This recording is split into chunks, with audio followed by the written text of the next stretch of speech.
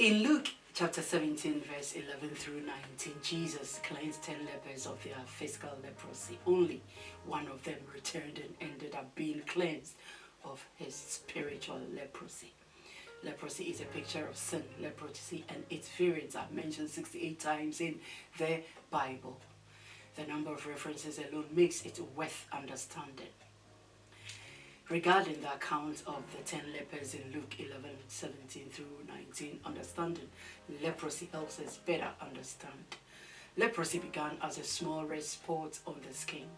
Before long, the spot grew and turned white with a shiny or scaly appearance. Then, the spot would become dirty sores and ulcers because of the poor blood supply.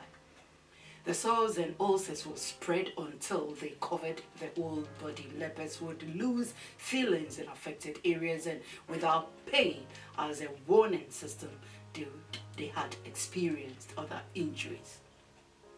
They might twist an ankle but continue walking, worsening the tearing of their ligaments. If they were cooking with fire, they wouldn't know if it got too close and burn themselves, because they were forced to live away from civilization in unsanitary environment. They might not notice, and I'm not kidding, if rodents were chewing on them while they slept.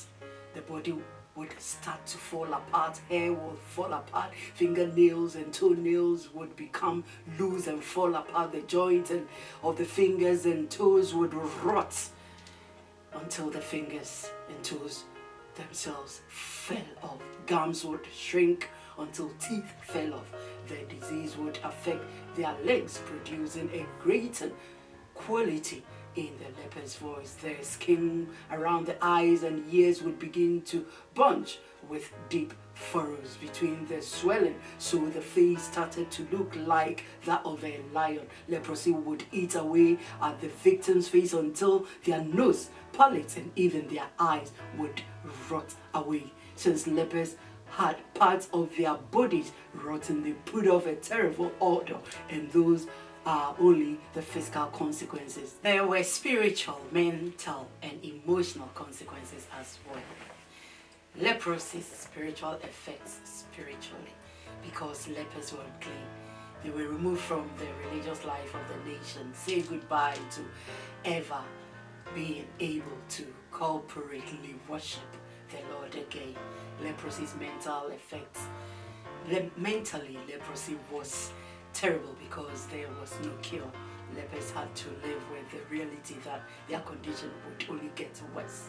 As terrible as this was, the next week would even be worse, and the week after would even be worse. Leprosy's emotional effects. Emotionally, leprosy was terrible because it meant the end of human relationships. Unless you want to risk your spouse, parent, children, sibling, or friends contracting leprosy, you stay away from them. All suffering is held by the love and support of a family and friends, but lepers couldn't even experience that support. Imagine for a moment you can never kiss your spouse again, hug your children or parents again, because lepers were like living dead who could have no more relationship with others. There would be funerals for them whilst they were yet alive. Lepers became complete outcasts, shunned by the rest of the society. The only relationship they had were with their leper friends. But even this was painful because the relationship served as a constant reminder of the fate that awaits them. They had to watch other lepers rot away, knowing the same would happen to them. Lepers sadly were not pitied, and this is why. I know you could be watching and listening and thinking everyone must have felt terrible for lepers. No. And let me explain why. In Luke 13:1, when Jesus was told Pilate murdered some Jews, his response shows that he knew what the people were thinking about the Galileans who were murdered, that they were worse sinners than everyone else. Yes, There was a tower that fell tragically and killed 18 people, but Jesus knew the thinking of the day would be that the people were crushed by the tower because of their sins.